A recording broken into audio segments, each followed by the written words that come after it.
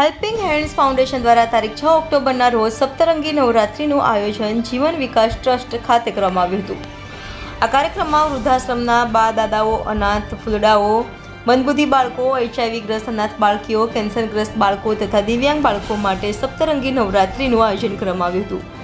આ સપ્તરંગી નવરાત્રિમાં મેયર શ્રી દક્ષેશભાઈ માવાણી તથા સુરત શહેર પોલીસ કમિશનર શ્રી અનુપમસિંહ ગેહલોત સાહેબ શ્રીની વિશેષ ઉપસ્થિતિ રહી હતી.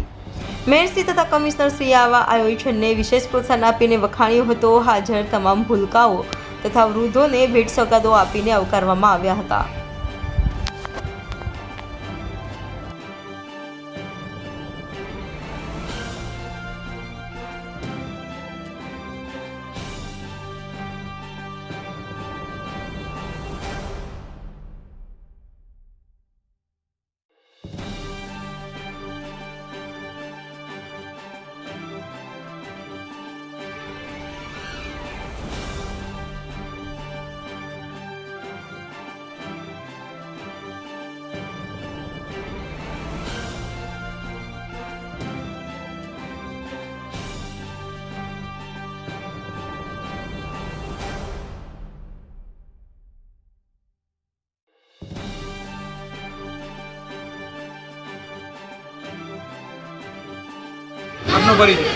મારું નામ સોનલ સેઠ માસ્ટર છે.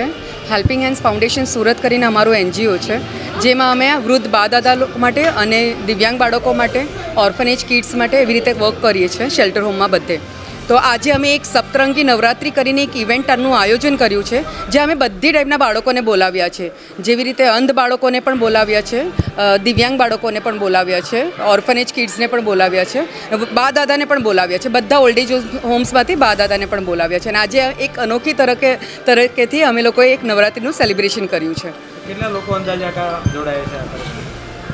એટલે આ અમારા જે કામમાં 250-300 જણ અમારા સાથે છે. આ બધા અમે લોકો બધા બાળકો સાથે, બા દાદા સાથે ને અમે બધા સાથે આખું હેલ્પિંગ હેન્ડ્સ પરિવાર સાથે મળીને અમે લોકો બધા 300 જણ છે. આપનો પરિચય? મારું નામ રૂપા શાહ, હું હેલ્પિંગ હેન્ડ પરિવારની એક સભ્ય છું.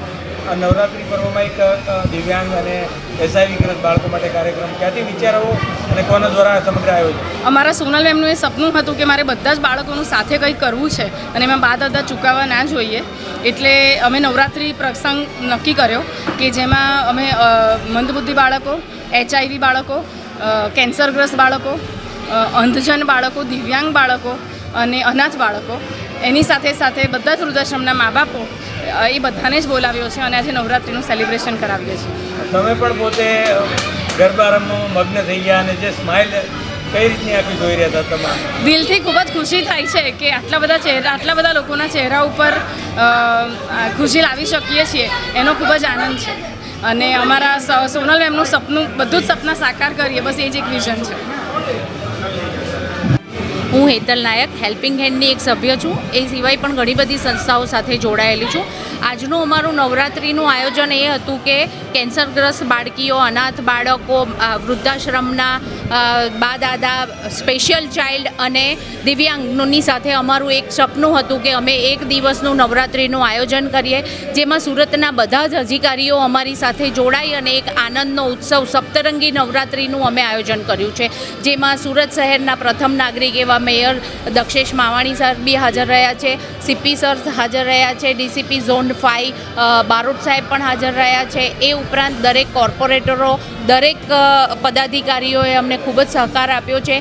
અડાજણ પોલીસ સ્ટેશનના PI ભટ્ટ સાહેબે પણ અમને ખૂબ જ સહકાર આપીને અમારું આ આયોજન પાર પાડવામાં ખૂબ જ સહયોગ આપ્યો છે. આ નવરાત્રિ એક અલગ બાળકો સાથે કે અલગ વ્યક્તિઓ સાથેની કઈ રીતનો તમારો અનુભવ?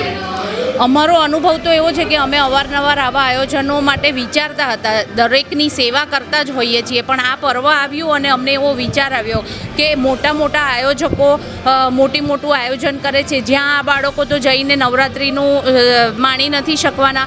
તો અમારા ફાઉન્ડર એવા સોનલબેને એવું વિચાર્યું કે એક દિવસ આપણે એવું પણ વિચારીએ કે જેથી આ બાળકો પણ એવું ફીલ કરે કે અમે પણ કોઈક સ્પેશિયલ જગ્યાએ જઈને આ ઉત્સવ માણી શકીએ.